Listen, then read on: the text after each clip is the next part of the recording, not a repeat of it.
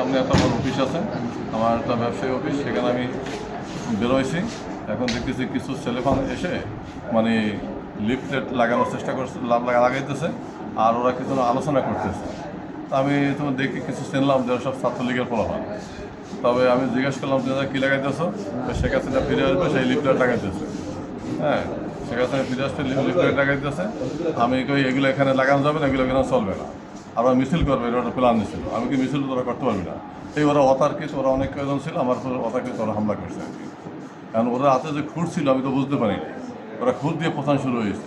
আমি দুই হাত থেকে ঠেকানোর চেষ্টা করছি, তখন তো আমি একা, ওরা অনেক লোক। তারপর আমার এই স্বাস্থ্য ভাই আছে, হ্যাঁ, সে চলে আসছে, এই আবার হেরে গলা পাশে একটা খুঁড় দিয়ে পৌঁছতেছে। এর মধ্যে শিকপাক হয়েছে, আমার বংশের অনেক লোকজন, অনেক ভাই বেড়াদার এবং পাড়া প্রতিবেশী সবাই বেরোয় এসে বেরোয় এসে করে ধরছে। একদম চিনতে পারছি, ওকে ধরতেও পারছি। আর যারা তবে ছোটো করে দরে পালাই গেছে। নামের শুভন, ও থানা ছাত্রলীগের জয়েন্ট সেক্রেটারি। রাস্তায় 9:30টার দিকে মামলা করি না, আমি তো ট্রিটমেন্টে আছি, মামলা করার পরে টোটালে 15-20 জন ছিল। টোটালে আক্রমণের তো 3-4 জন এসে আক্রমণ করছে। এরকম একটা ঘটনার বিষয়ে আমরা জানতে পেরেছি। তাৎক্ষণিক আমি সেখানে পুলিশ প্রেরণ করেছিলাম। ওখানে যে ঘটনাস্থল থেকে একজনকে পুলিশ হেফাজতে নিয়েছেন, আমাদের হেফাজতে আছেন তিনি। সেও একটু আহত আছেন, তারও প্রাথমিক চিকিৎসা দেওয়া হচ্ছে। আর রিয়াজ সর্দার, সে আহত, তার সাথে আমার কথা হয়েছে, সে প্রাথমিক চিকিৎসার জন্য হসপিটালে আছেন, চিকিৎসা নিয়েছেন।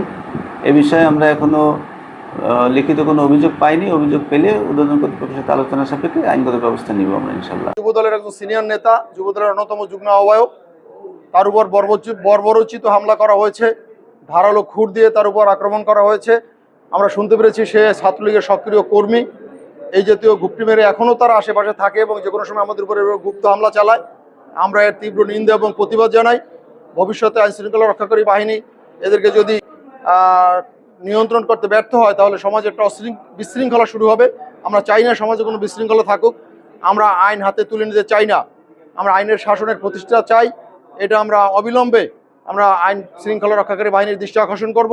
এইভাবে যারা বিভিন্ন আনাচে কানাচে পালিয়ে থেকে বিভিন্ন ধরনের নাশকতা চালাচ্ছে, এমনকি রিয়াজ সর্দারের উপর হামলা করার সাহস যারা দেখাচ্ছে, তাদেরকে অবিলম্বে গ্রেপ্তার করে দৃষ্টান্তমূলক শাস্তির দেওয়ার জন্য আমরা অনুরোধ করছি। এই ফ্যাসিস্টরা যে বর্বরচিত হামলা করেছে, আমরা এর তীব্র নিন্দা জানাই। এবং যেভাবে আহত করছে দুইজনকে খুঁড় দিয়ে, এটা আসলে একটা ন্যাক্কারজনক। তবুও আমি বলতে চাই যে এই দেশে আর কোনো সন্ত্রাস, কোনো নৈরাজ্য চলবে না।